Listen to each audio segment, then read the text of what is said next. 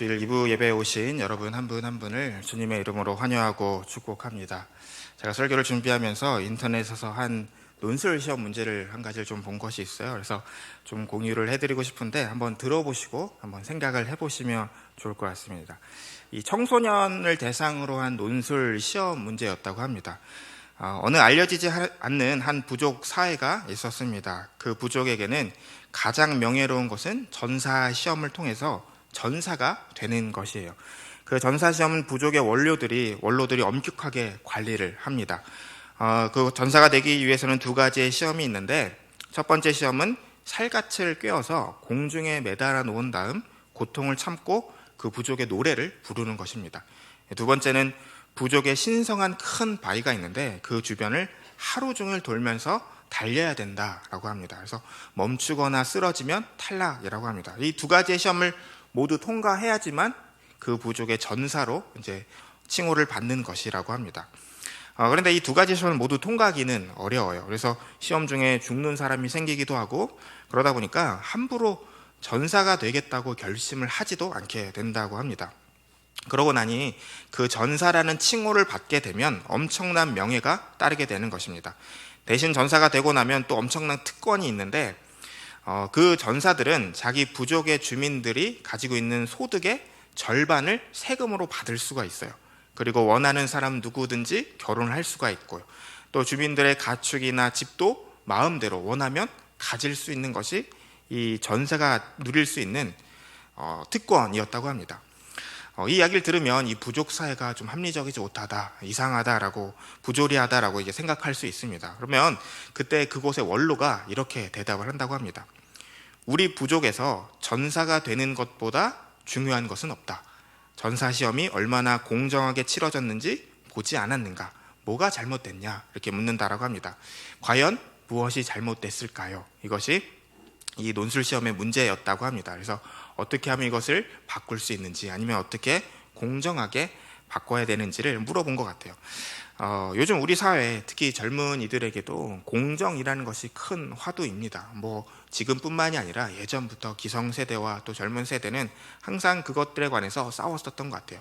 군부 정권이나 그 이전보다도 공정함을 위해서 수많은 지식인들이 싸우기도 하고, 또 그것을 위해서 이룩해 온 것들도 있는 것이죠. 그런데 과연 공정이라는 것은 어떠한 것일까요?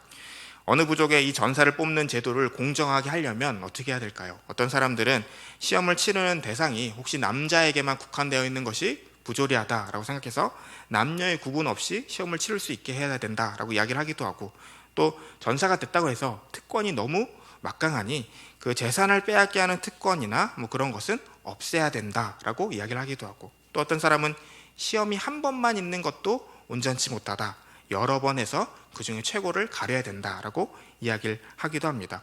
또 어떤 사람은 시험의 방식이 너무 잔인하니까 시험의 방식을 바꿔야 된다, 그게 부족의 전사가 되는 것과 무슨 상관이 있냐라고 이렇게 따지는 사람도 있을 것입니다. 어떻게 하면 공정한 시험으로 바꿀 수 있을까요? 공정이라는 것은 참 어려운 질문인 것 같습니다. 그래서 모두를 만족시킬 수는 없고, 또 다수결로 하거나 또 소수결로 한다고 해서 그것이 또 만족스러운 결과가 나올 수도 아닌 것이죠. 공정이라는 것에 대해서 공자가 이렇게 대답했다고 합니다. 내가 원하지 않는 일을 남에게도 하지 마라.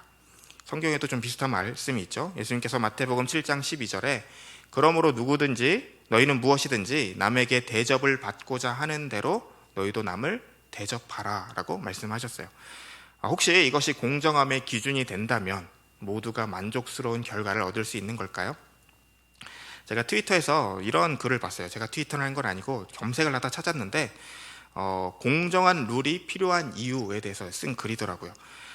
먹을 걸로 싸우는 아이들에게 첫째가 빵을 자르게 하고 둘째가 먼저 선택하라고 했더니 첫째가 심혈을 기울여 정확히 반으로 자르더라 하면서 공정한 룰이 필요한 이유라고 얘기했습니다. 공정이라는 것은 참 어려운 것 같아요. 오늘 함께 읽은 이 포도원 품꾼의 이야기도 어떻게 보면 공정함과는 거리가 멀게 느껴지는, 부조리함이 느껴지는 그러한 이야기이기도 합니다. 사실 내용 자체는 상당히 단순해요. 우리가 잘 알고 있듯이 포도원 주인이 일할 사람을 찾으러 인력시장에 나가게 됐고, 그곳에서 한 데나리온의 일당을 약속하고 사람들을 일꾼으로 데리고 옵니다. 그리고 조금 더 있다가 다시 인력시장에 나가서 사람들을 더 데리고 나오고, 그렇게 6시와 9시, 11시 총 5번에 걸쳐서 사람들을 데리고 옵니다. 이를 다 마치고 나서 포도원 주인이 청지기회를 불러서 모두에게 한 데나리온씩의 일당을 주라라고 이야기를 하죠. 그러자 이제 먼저 와서 일한 사람들이 나중 온 사람들하고 똑같이 임금을 받는 것에 부조리함을 느꼈어요. 그리고 화를 내며 주인에게 따졌죠. 그러자 주인이 하는 말이, 너는 나와 한 데나리온을 약속하지 않았냐? 내 돈을 가지고 내가 마음대로 사용하는데 뭐가 문제가 있냐라고 이렇게 물어보면서 이야기가 끝이 납니다. 과연 이 이야기는 포도원 주인이 말한 대로 아무런 문제가 없이 끝난 이야기인 것일까요? 무엇이 이 품꾼들을 화나게 했을까요? 만약에 여러분들이 이 포도원 품꾼이라면 여러분은 어떠한 반응을 보였을 거라고 생각을 하시나요? 이 이야기는 크게 4부분으로 나눌 수 있습니다. 첫 번째 부분은 포도원 주인이 품꾼을 데리고 오는 것이 첫 번째 부분이고, 두 번째는 일을 마친 이후에 품꾼들에게 삭슬 나누어 주는 부분입니다. 세 번째는 품꾼들이 이 주인에게 원망하는 내용이라고 할 수 있죠. 마지막은 주인이 품꾼들에게 하는 반론입니다. 어쩌면 우리가 이 원시 시대 부족의 삶을 지금 이해하고 받아들일 수 없듯이 이 주 1세기형의 이스라엘의 삶의 모습을 지금 이 21세기의 감성으로는 받아들이지 못하는 것일 수도 있어요. 그래서 우리가 이 이야기를 이해하기 위해서는 좀 배경 지식이 좀 필요한 것 같습니다. 1절의 말씀을 보면, 천국은 마치 품꾼을 얻어 포도원에 들여보내려고 이른 아침에 나간 집주인과 같다라고 이야기를 합니다. 이 말씀은 말에서 시작하는 것처럼 천국에 대한 비유입니다. 그래서 비유는 그 당시에 사람들이 이해하기 쉽도록 만들어낸 이야기인 것이죠. 그러니까 그 당시 사람들의 삶의 모습이 많이 담겨 있는 그러한 비유라고 볼 수 있는 것입니다. 저는 과수원을 해본 적이 없어요. 저는 뭐 충주에서 태어나고 자랐지만 거기에 있는 거는 뭐 사과가 있는 과수원이었고, 포도 과수원은 특히 본 적이 없어서 정확하게 알 수는 없지만 이 포도는 딱 정해진 기간에 빠르게 수확을 해야 된다라고 하더라고요. 그래서 특히 이스라엘이 열매나 곡식을 수확하는 시기가 있는데 그 시기에는 2종류의 바람이 분다라고 합니다. 이스라엘은 서쪽으로는 지중해가 있고 동쪽으로는 사막이 있어서 그 사막에서 부는 남동풍의 뜨겁고 열기가 많은 고열의 바람이 있고, 또 지중해에서부터 불어오는 북서풍의 비구름을 함께한 습기가 많은 구름이 있다고 합니다. 그래서 그 바람들이 비슷한 시기에 이렇게 번갈아가면서 나온다라고 해요. 그래서 이스라엘의 과일 재배는 이제 뜨거운 남동풍이 불 때 그 좋은 열매가 맺히기 때문에 그 시기에 빠르게 수확을 해야 된다고 합니다. 그래서 그 시기를 조금 늦추면 비바람이 불어서 그 열매를 맺지 못하거나 아니면 열매가 다 먹을 수 없는 상황으로 벌어진다고 하더라고요. 그래서 그 비가 오기 전에 한 하루 이틀의 사이에 많은 인력을 투입해서 빠르게 포도를 수확해야 되는 것이 이스라엘의 포도 농사라고 합니다. 우리나라도 그런지는 잘 모르겠지만 이 당시에 이스라엘은 좀 그랬었다라고 합니다. 그러니까 이 포도원 주인도 포도 수확의 시기가 돼서 많은 인력이 필요했기 때문에 이제 인력 시장에 나가게 된 것이죠. 말씀해 보면 이른 아침에 나갔다라고 합니다.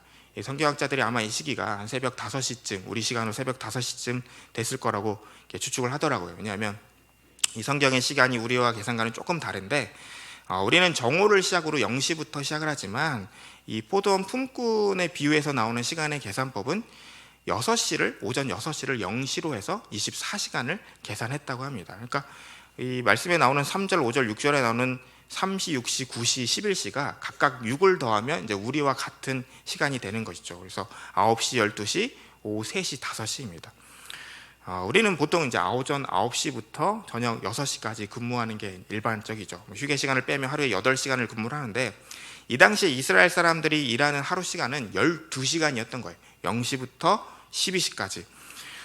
이스라엘의 시간을 우리 시간으로 바꾸면 아침 6시부터 오후 6시까지 일을 했던 겁니다. 요즘은 우리나라는 52시간이다, 69시간이다 이렇게 많은 말들이 있는데, 이 당시에 이스라엘 사람들은 12시간씩 6일 일을 해서 일주일에 72시간을 일한 거죠. 상당히 고된 노동의 시간을 보냈던 겁니다. 어떤 사람이 이 고대와 현재를 비교하면서 있는 가장 큰 차이점 중에 하나가 일의 양이라고 하더라고요. 과거에는 노는 사람들은 돈이 많은 사람들이었어요. 그래서 귀족이나 왕족들은 일을 하지 않아요. 그냥 놀면서 이렇게 편하게 지내고 자신이 관심 있는 것들을 이렇게 열심히 연구하거나 그런 것으로 시간을 보내죠. 그래서 어떻게 보면 과거에 이제 천재들이 보면 시간이 많아서 이것저것 뭐 연구도 해보고 배워보기도 하고 그러다 보니 새로운 발명품들이 나오기도 했었던 것 같아요. 높은 지위의 사람들은 일을 안 하고 오히려 하층민들은 눈을 떠서 잠들 때까지 일을 하는 게 과거의 모습입니다.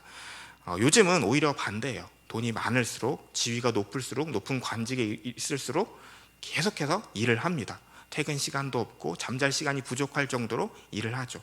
오히려 가난할수록 일이 없이 노는 경우도 많이 있습니다. 그래서 요즘은 논다라는 말이 좋은 뉘앙스로 들리지는 않는 것이죠. 어쩌면 과거의 한량이라는 것과 지금의 백수는 많이 다른 것과 좀 마찬가지인 것 같습니다. 말씀에서도 이제 포도원 주인은 일할 사람을 고용하는 사람이지 일을 하는 사람은 아니었던 것 같아요. 사실 이 말씀에서 처음으로 이상한 부분은 왜 포도원 주인이 직접 품꾼을 구하러 나갔느냐라는 것이에요. 사실 이런 일들은 대부분 청지기가 합니다. 이 포도원 주인이 청지기를 둘 만큼의 부자는 아니었냐라고 하면 그것도 아니에요. 8절에 보면 청지기가 등장을 하기 때문입니다. 그리고 또 계속해서 사람을 고용할 수 있을 만큼의 재력도 있는 사람이었던 것이죠. 무엇이 되었건 이 당시의 노동은 이제 아침 6시부터 시작을 했기 때문에 포도원 주인은 그것보다 먼저 가서 인력 시장에 나갔을 것이고, 또 대부분의 포도원은 도심에 있는 것이 아니라 외곽 지역에 있었기 때문에 아마 한 5시쯤엔 나가서 사람들을 부르지 않았을까 이렇게 추측을 한다고 합니다. 2절에 보면 품꾼들과 한 데나리온을 주겠다라고 약속합니다. 이 한 데나리온의 정확한 품삯을 우리가 계산하기는 어렵지만 우리한테 지금 정해진 최저 시급이 있듯이 이 한 데나리온이 이 당시에 정해진 최저 임금이었다고 합니다. 이제 하루치 최저 일당이 한 데나리온이었던 거죠. 그러니까 품꾼들은 그 일당에 만족해서 일을 하러 가게 된 것입니다. 문제는 포도원 주인이 계속해서 일꾼을 데리러 시장에 다녀온다는 것이죠. 어쩌면 생각보다 일이 더 많아서 처음에 데리고 왔던 사람들보다 일손이 더 부족했기 때문에 다시 나갔을 수도 있어요. 하지만 제9시나 또 11시에 가서 마지막에 가서 데려온 사람들은 1시간을 일하거나 아니면 3시간밖에 일을 하지 않았기 때문에 크게 중요하지 않았을 사람들일 수도 있습니다. 그 사람들의 입장을 생각해 보면 그 일당을 받아야 내가 하루를 벌어 하루를 사는 사람이기 때문에 조금이라도 일을 해서 조금이라도 버는 것이 중요하긴 하지만 이때까지도 일자리를 구하지 못하고 계속해서 놀고 있었다는 것은 어떻게 보면 노동자로서의 가치는 떨어지는 사람들이었던 거죠. 다른 고용주들이 데려가서 일을 시킬 만큼 어떤 그런 매력은 없었던 사람들일 것입니다. 그런데 이 포도원 주인은 다 데려갑니다. 그것을 봤을 때 어쩌면 우리가 말씀을 읽으면서 처음 느꼈던, 혹시 포도원 주인이 좀 부당하거나 나쁜 심성을 가진 혹은 자기의 맘대로 사는 그런 사람은 아닐 수도 있겠다라고 생각할 수 있을 것 같아요. 6절과 7절에 품꾼과의 대화가 있습니다. 주인이 이렇게 물어요. 너희는 어찌하여 종일토록 놀고 여기 서 있느냐? 이르되 우리를 품꾼으로 쓰는 이가 없음이니이다. 이르되 너희도 포도원에 들어가라. 이 모습을 보면 부당한 고용주라기보다는 오히려 긍휼함이 있는, 사람을 사랑으로 바라볼 수 있는 마음이 이 포도원 주인에게 있었던 것 같기도 하죠. 하루가 다 지나도록 이를 구하지 못했던 그 상심한 마음을 보는 눈이 이 포도원 주인에게는 있었던 것 같아요. 사실 아까도 이야기했지만 일꾼을 구하기 위해서 나가는 것은 이 주인이 직접 하는 것이 아니라 청지기가 해야 되는 일입니다. 누군가에게 시켜서 할 수 있는 일이죠. 하지만 만약에 청지기를 보냈다면 그 청지기는 할 수 없었던 일을 이 주인은 지금 할 수 있는 것이죠. 그것이 뭐냐면 청지기가 사람을 부른다면 그 사람은 오늘 일터에서 필요한 사람들만을 데리고 왔을 거예요. 오늘 일에 잘할 수 있는 사람들, 일터에 필요한 양만큼만을 구해서 데리고 왔을 테지만 주인은 그것을 생각할 필요가 없는 것이죠. 자신이 가진 긍휼함으로 사람을 볼 수 있고 또 지금 그 사람들이 처한 상황을 볼 수 있는 마음이 있었던 것입니다. 그리고 그렇게 할 수 있는 결정권도 가지고 있었던 사람이 바로 이 주인인 것이죠. 문제는 그 긍휼함이 그 사람에게 불려왔었던 품꾼들에게는 없었다라는 것입니다.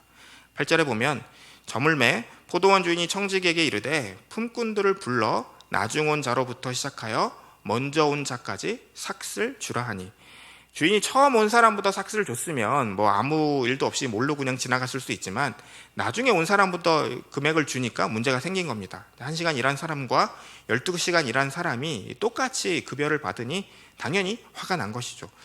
만약에 우리도 이런 상황 가운데 있다면 내가 일한 것에 대한 정당한 대가를 보장받지 못하기 때문에 화가 날 것입니다. 이 성경에는 나오고 있지 않지만 아마도 처음 온 사람들이 그 마지막에 왔던 사람들이 급여를 받고 있을 때 그 마음속에 어쩌면 좀 김칫국을 먹었을 수도 있어요. 저 사람이 1데나리온 받네? 나는 저 사람보다 12시간 더 일했는데 혹시 나는 12데나리온 받는 거 아닌가 하는 생각을 했을 수도 있고, 아니 못해도 한 3, 4배는 더 받겠지라는 기대를 했을 수도 있어요. 그런데 자신들이 1데나리온만 받게 되니까 화가 난 것입니다. 그래서 노조를 결성하고 그 중에 한 사람이 대표로 나와서 그 주인에게 이제 따지고 드는 것이죠. 12절의 말씀입니다. 나중 온 이 사람들은 1시간밖에 일하지 아니하였거늘 그들을 종일 수고하며 더위를 견딘 우리와 같게 하였나이다. 화가 나서 주인에게 따지는 말입니다. 여기에 보면 자신들의 한탄하는 말 중에 종일 수고하며 더위를 견뎠다라고 합니다. 그냥 뭐 여름 땡볕에 당연히 그 더운 날에 수고를 했다라는 그러한 정도의 말이 아니라, 아까도 이야기했지만 이 시기에는 사막에서부터 불어오는 남동풍의 뜨거운 열기가 부는 시기입니다. 이 바람이 이제 사막의 모래바람이라고 하는데, 이 바람이 불 때 이 바람을 함신이라고 부른다고 하더라고요. 우리도 중국으로부터 봄이 되면 황사가 불어오잖아요. 그래서 황사가 많이 부는 날은 황사주의보가 걸리게 되고, 그런 날은 외출을 좀 자제한다거나 마스크를 쓰라고 일기예보를 알려줍니다. 이스라엘은 이 사막에서 부는 열풍을 이제 함신이라고 하는데, 이것이 우리가 생각하는 것보다 훨씬 더 심각하다라고 합니다. 그래서 바깥 출입을 거의 금지시키는 때이고, 바람이 한번 불고 나면 밖에 있는 차들이나 건물들에 먼지가 새하얗게 앉을 정도로 수많은 모래가 많이 분다라고 합니다. 그래서 호흡기 질환이 있는 사람들은 그것 때문에 목숨에 좀 위협이 있을 정도로 치명적인 그런 바람이 부는 시기인 것이죠. 그러니까 이 품꾼들이 말한 우리는 더위를 견뎠다라고 할 때 이 사람들의 말은 우리는 목숨이 위협받는 상황이었지만 그럼에도 불구하고 참고 일을 했다라는 그런 말이 되는 것입니다. 그러니까 지금 저녁에 이제 선선할 때쯤 와서 1시간 정도 일한 사람하고 똑같은 대우를 받는 것이 억울하다라는 것이죠. 그것이 우리가 생각해도 좀 심했을 것이다라고 생각이 듭니다. 어떤 목사님이 이 본문에 대한 설교를 하시면서 이 내용에 대해서 이렇게 설명을 하시더라고요. 세상은 일한 만큼의 대가를 지불하지만 천국의 계산법은 필요한 만큼의 대가를 지불하는 것이다. 그러니까 지금 이 주인이 한 것은 세상의 계산법이 아니라 천국의 계산법, 사랑의 계산법이라고 말씀하고 계신 것이죠. 그러니까 처음 온 사람들이 12시간의 일을 했지만 그들은 아침부터 생각하기에 오늘은 그래도 내가 일을 해서 일당을 받을 수 있을구나 라는 안도감 속에 그래도 하루를 보냈을 것이라는 것이에요. 하지만 오후가 다 되고 이제 퇴근 시간이 다가올 때까지도 그 인력 시장을 벗어나지 못하고 있었던 그 품꾼들은 이제는 누가 나를 불러줄 거라는 기대감도 없지만 그럼에도 불구하고 자리를 떠나지 못하고 있었던 그 마음고생이 일을 했었던 하루에 12시간의 일을 한 그 육체의 노동보다 더 심했을 것이니 나는 그들 모두에게 필요한 만큼의 대가를 지불했다라는 것이 이 주인의 마음이라는 것이죠. 어쩌면 이 포도원 주인이 모든 사람들을 다 모아놓고 그렇게 임금을 지불한 것은 지금 모여있는 사람들에게 가르쳐주고 싶으셨던 것이 있을 수도 있어요. 나는 너희를 긍휼과 사랑의 눈으로 바라보고 있다. 너희들은 서로를 지금 어떻게 바라보고 있냐라고 질문하고 계신 것이죠. 우리가 이 이야기를 들으면 그렇지라고 머리로는 이해할 수 있지만 사실 그것이 현실이 되어서 우리의 일상에서 또 우리의 일터에서 이것이 비슷한 일이 벌어진다고 한다면 우리는 나중 온 사람들을 생각하기보다는 우리도 먼저 온 사람들로 생각되어서 그 입장과 그들의 생각을 표면적으로 내세우기가 쉽습니다. 어떻게 보면 이 이야기를 들으면서도 일을 하건 말건 다 똑같이 주면 이게 공산주의지 제대로 된 거냐라고 생각할 수도 있고, 이러면 누가 아침부터 와서 일하겠냐, 저녁에 와서 일하지, 이러다 다 망하자는 거 아니냐, 이렇게 억울한 마음을 토로할 수도 있는 것입니다. 왜 우리에게 그런 마음이 드는 것일까요? 사실 이 인력시장에 나와 있었던 그 아침에 나와 있던 사람들은 다 비슷한 상황이었습니다. 하루 벌어서 하루 먹고 사는 사람들이고, 오늘 일을 못하면 오늘 굶어야 된다는 것을 모두가 다 겪고 있었던 것이죠. 저 사람이 오늘 나는 일을 해서 돈을 벌게 되었지만 일을 하지 못하게 된 저 사람의 모습이 내일의 내 모습이 될 수도 있을 것이다라는 것을 그 사람들은 알고 있었던 것이에요. 하지만 그럼에도 불구하고 똑같은 수고를 하지 않은 다른 사람들과 같은 대우를 받는 것을 참기는 어려웠던 것입니다. 어쩌면 그러한 모습들, 그러한 마음들을 드러내기 위해서 이 포도원 주인이 모든 사람들을 다 불러놓고 공개적으로 나중에 온 사람들로부터 품삯을 하나씩 줬을 수도 있는 것이죠. 그 품삯을 밟는 품꾼들이 어떠한 마음을 가졌을까요? 자신의 임금을 받으면서 비교하는 마음을 가지게 된 것입니다. 주인이 만약에 각자가 얼마 받는지를 알려주지 않았더라면 아무런 문제도 없었겠죠. 심지어 아침에 데려온 품꾼들에게는 1데나리온을 약속했지만 그 이후의 품꾼들에게는 얼마를 약속하지도 않았어요. 4절에 보면 내가 너희에게 상당히 주리라 라고만 이야기를 합니다. 그러니까 얼마를 받는지 듣지 못했고 또 남들이 얼마를 받는지를 보지를 못했다라면 비교하는 마음이 생기지도 않았을 것 같아요. 하지만 저 사람들이 받는 임금을 보고 내 임금을 보게 되니까 비교하는 마음이 생기게 되고 그 자리에 처음에 아침에 일꾼으로 뽑혀서 왔었던 그 감사하는 마음은 다 사라지고 이제는 불평, 불만만이 자리 잡게 되는 것이죠. 아침에는 저 포도원 주인이 나를 고용해줘서 너무나 감사하다라는 마음이 있었겠지만 지금은 그 마음이 원망으로 바뀌게 된 것입니다. 이 비유는 천국의 비유라고 했습니다. 1절을 보면 천국은 마치 품꾼을 얻어 포도원에 들여보내려고 이른 아침에 나간 집주인과 같다라고 합니다. 천국은 그 집주인인 것이죠. 포도원 주인입니다. 이 세상은 모든 것을 양으로 계산합니다. 내가 가지고 있는 물건의 양에 따라서 그것의 전체적인 가격이 달라지고 같은 물건이라고 하더라도 양질의 물건이 더 높이 평가되는 것입니다. 사람의 일도 그 사람이 어떠한 일을 했는가, 얼마만큼의 성과를 냈는가, 그것이 가치로 평가되는 것이죠. 천국은 어느 정도의 일을 했느냐, 어느 정도를 가지고 있느냐를 양으로 평가하는 것이 아니라 무엇으로 평가하냐면 주인의 마음에 달려있다라고 이야기하고 있습니다. 그것이 13절에서 15절의 이야기입니다. 주인이 그 중에 한 사람에게 대답하여 이르되 친구여 내가 내게 잘못한 것이 없노라. 내가 나와 한 데나리온의 약속을 하지 아니하였느냐. 내 것이나 가지고 가라. 나온 이 사람에게 너와 같이 주는 것이 내 뜻이니라. 내 것을 가지고 내 뜻대로 할 것이 아니냐. 내가 선함으로 내가 악하게 보느냐. 많고 적음을 계산하는 우리의 어떤 세상적인 욕심에는 항상 불평과 불만과 부족함이 따라옵니다. 왜냐하면 우리가 했었던, 내가 했던 나의 권리를 생각하기 때문이죠.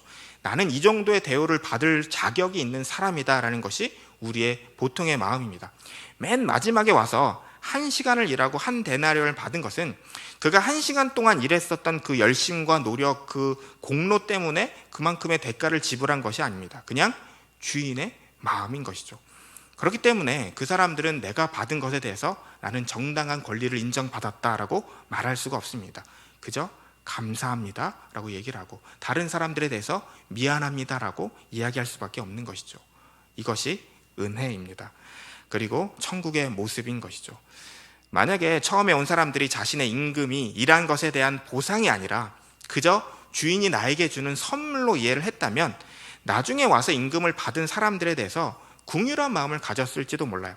오늘 하루 일을 해서 저 사람과 저 사람의 가족들이 굶을 뻔했는데 이제 그렇지 않게 되었구나. 임금을 받을 수 있게 된 것에 대해서 축하해 줄 수도 있고 함께 기뻐했을 수도 있을 것 같아요. 어쩌면 그것이 포도원 주인이 바라는 모습이었을지도 모르는 것이죠. 그리고 그것이 천국의 모습인 것입니다. 4절 말씀을 다시 보면 주인이 일꾼을 더 뽑으면서 이렇게 이야기를 했다고 했습니다. 내가 너희에게 상당히 주리라. 여기서 상당히 주리라는 말이 저는 사실 말씀을 읽으면서 그냥 꽤 많이 주겠다, 너희가 일한 만큼의 적당한 알맞은 금액을 주겠다라고 생각을 했었는데 이것이 이 상당한이라는 것이 원어적으로 표현을 하면 정의롭게 공정하게 라는 의미라고 합니다. 그러니까 그 품꾼들에게 너희들이 얼마만큼의 일을 했는지 그것에 맞게 주겠다는 것이 아니라 하나님의 정의로 천국의 공정함으로 너희를 대해주겠다라고 이야기를 한 것이죠. 여러분은 그 천국의 공정함으로 또 하나님의 정의로 살아가고 계신가요? 우리가 신앙생활 하며 있었어도 남들과의 비교 의식이 생길 수 있습니다. 새로운 새신자들이 교회 일에 열심히 하는 게 괜히 눈에 거슬릴 수도 있고 하나님께서 초신자들에게 많은 은혜와 또 사랑을 베풀어 주신 것에 질투가 날 수도 있어요.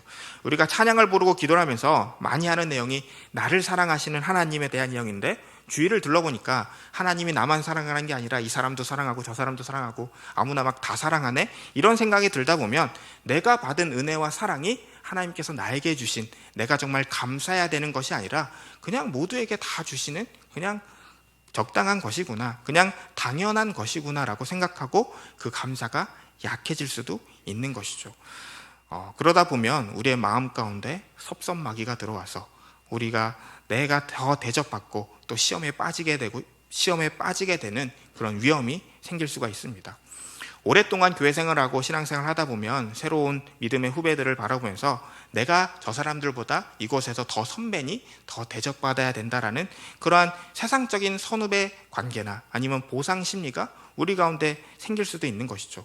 더 높아지고 더 대접받고 싶은 것은 세상의 가치관입니다.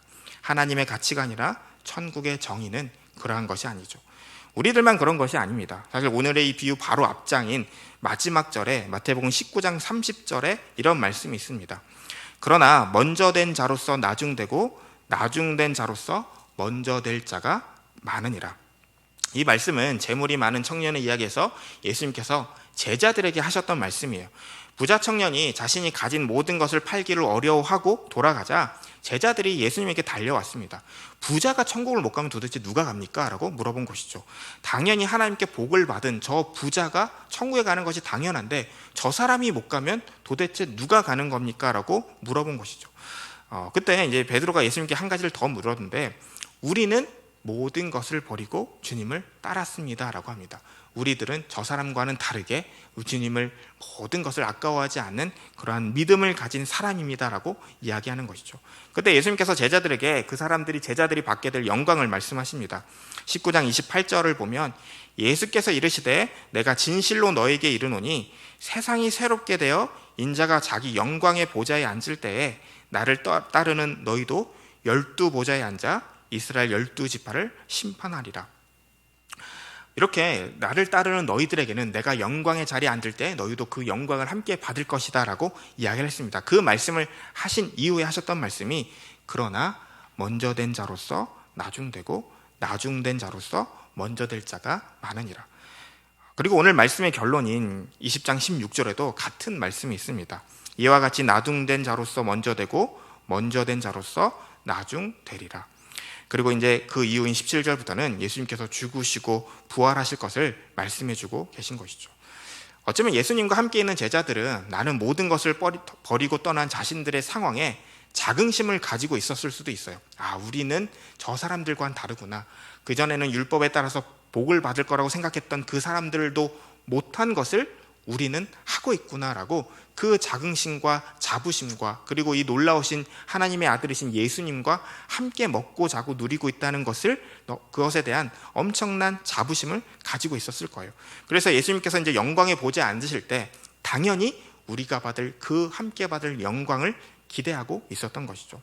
그런 제자들에게 예수님은 먼저 된 자가 나중되고 나중된 자가 먼저 된다라고 말씀하신 것입니다. 누가 먼저 된 자이고 누가 나중된 자일까요? 유대인으로서 또 바리새인으로서 율법을 모두 다 지키면서 살아온 유대인들이 먼저 된 자일까요? 아니면 예수님을 따른 제자들이 먼저 된 자일까요? 제자들에게 예수님은 포도원 품꾼의 이야기를 들려주신 것입니다. 어쩌면 이 이야기를 듣는 제자들은 나는 나중된 사람이다라고 생각했을 수도 있어요. 하지만 예수님께서는 제자들에게 너희가 먼저 된 자다라고 말씀하고 싶으셨던 것 같아요. 예수님과 함께하면 모든 것을 올인해서 지금 섬기고 따르고 있지만 그 제자들의 마음속에 있는 것은 내가 받게 될 상급에 있는 것이죠. 내가 이렇게 수고하고 고생했으니 나는 얼마나 많은 상급을 받게 될까가 궁금하고 기대되는 것입니다. 기득권인 종교 지도자들과 또 시기만 다르고 마음만 다른 것이지 사실은 먼저 된 자의 모습을 제자들이 보여주고 있는 것이죠. 그런 제자들에게 너희가 받는 상급은 나와 함께하는 고난이다라고 말씀하고 싶으신 것 같아요. 그동안 애쓴 것을 생각하며 그때에 대해서 억울해하고 원통해하고 또 나중된 자들을 시기하고 질투하고 정죄하는 마음이 제자들에게도 있을 것을 염려하고 계신 것이죠. 만약에 예수님께서 이 비유를 다 마치신 다음에 제자들에게 이렇게 한번 질문을 했다고 한번 생각을 해보세요. 다음 날 이날 일이 끝나고 그 포도원 주인이 또 아침 일찍 품꾼을 구하러 나간다면 너는 어떻게 하겠느냐? 가끔 어떤 청년들이 저한테 이렇게 질문을 할 때가 있어요. 세상에서 즐겁게 누리면서 살다가 죽기 직전에 회개하면 안 되나요? 교회 다니면 이제 하지 말아야 될 게 참 많이 있죠. 특히 젊을수록 하고 싶고 누리고 싶은 것들이 얼마나 많이 있겠어요. 그런데 지옥 갈까봐 못하고 있는 것이 많이 있습니다. 모태 신앙으로 자라서 다른 친구들은 세상을 다 누리면서 사는데 나는 모태 하면서 그냥 하지도 않고 그냥 착하게만 살아가고 있는 것이죠.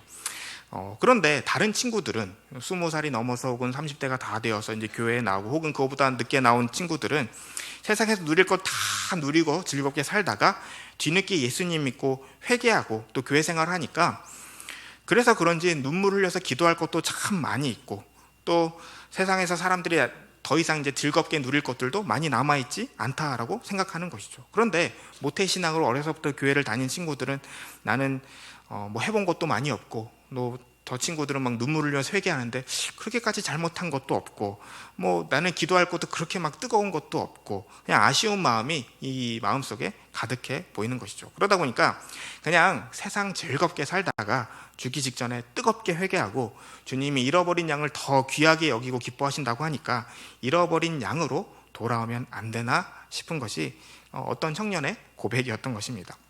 예수님께서 제자들에게 포도원 주인이 내일 아침에 또 그렇게 나온다면 너는 아침부터 열심히 일할래? 라고 물어본다면 아마도 그 제자들은 마음속으로 저녁 5시에 가는 게 낫지 않을까요? 라고 생각할 것입니다. 예수님께서 나는 이제 고난과 순환의 길에 들어설 것인데 너희가 나와 함께 하겠느냐? 라고 물어보신다면 우리는 어떻게 대답할 수 있을까요? 그 고난과 순환의 시기를 처음부터 겪던지 아니면 끝날 때 문 닫고 들어가서 간신히 받던지 어차피 1데나리온 받는 것이라면 우리는 어떻게 할 수 있을까요? 예수님을 따르는 주님의 일꾼은 어떤 사람일까요? 이후에 받게 될 나의 보상을 생각하기보다는 나에게 주어진 지금의 은혜를 기억하고 또 그 은혜를 받게 된 5시에 들어온 사람들을 사랑하는 사람이 아닐까 생각합니다. 아침 일찍 고용된 사람들이 늦게 들어온 사람들을 보면서 자신들의 모습을 한번 떠올려 볼 수 있으면 좋았을 것 같아요. 새벽에 일찍 나와서 아침부터 벌벌 떨면서 기다리고 있었던 자신의 모습, 오늘 일이 없으면 어떡하나 마음을 졸이면서 걱정했던 그 아침의 1시간의 기억을 떠올린다면 저 사람들은 그 오랜 시간을 얼마나 망연자실하게 보냈을까 하는 애틋한 마음이 들을 수도 있을 것 같아요. 그리고 그렇게 늦게 온 사람들을 사랑으로 맞이할 수 있었을 것이죠. 우리는 어떠한 일꾼일까요? 일찍 온 일꾼으로서 받은 축복을 흘려보내는 축복의 통로인가요? 아니면 주님께서 교회로 남들보다 미리 보내신 그러한 이유를 알고 있는 일꾼으로 살아가고 있는 것일까요? 나중 온 자들을 맞이할 준비가 되어 있는 일꾼일까요? 주 안에 사랑하는 여러분, 교회에는 먼저 온 자들의 섬김이 많이 필요합니다. 뒤이어 들어온 사람들을 사랑으로 보듬어주고 이끌어줄 선배들이 정말 많이 필요한 것이 오히려 이 교회일 수도 있을 것 같아요. 각 부서마다 돌아다녀 보면 오랫동안 계시고 섬기셨던 분들의 또 혹은 예전에 그렇게 열심으로 섬기셨던 분들의 희생과 또 그 마음이 여기저기에 묻어 있는 것들이 많이 있어요. 그렇지만 시간이 조금씩 더 지나서 규모가 늘어나게 되고 또 세대가 분리가 되게 되면 그것들이 우리를 나누게 할 수도 있다고, 우리를 분쟁으로 이끌 수 있다는 것을 경계해야 합니다. 주님께서 부르실 때까지 우리가 기도하면서 이 땅에서 소명을 다하겠습니다라고 고백하고 기도하면서도 교회에 와서는 아직도 내가 해야 되나? 이걸 내가 지금까지 해야 되나라는 어떤 그런 군대식 마인드를 가져서는 안 되는 것이죠. 예수님께서 제자들의 발을 씻기셨던 것처럼 오히려 우리도 먼저 된 사람으로서 나중되지 않도록 나중된 사람들을 섬기는 자리로 나아가야 하는 것이죠. 그것이 교회에서 뿐만이 아니라 사실은 세상에서 그리스도인으로 먼저 부름받은 우리의 모습이 아닌가 생각합니다. 어떠한 목사님이 그렇게 말씀하시더라고요. 우리가 이제 유럽이나 또 미국의 부흥기를 거쳐서 한국이 기독교가 뜨겁게 막 부흥하고 성장할 때 그때 우리는 5시에 들어온 일꾼인가 보구나라고 생각을 하셨대요. 그런데 시기가 지나면서 요즘의 시기를 보니 기독교가 다시 차갑게 식어지고 있고 우리가 서로 분열하고 또 다투고 누군가를 미워하고 질투하는 모습을 보이면서 우리가 사실은 한 시쯤 들어온 사람들이었나라고 그런 생각이 든다라고 하더라고요.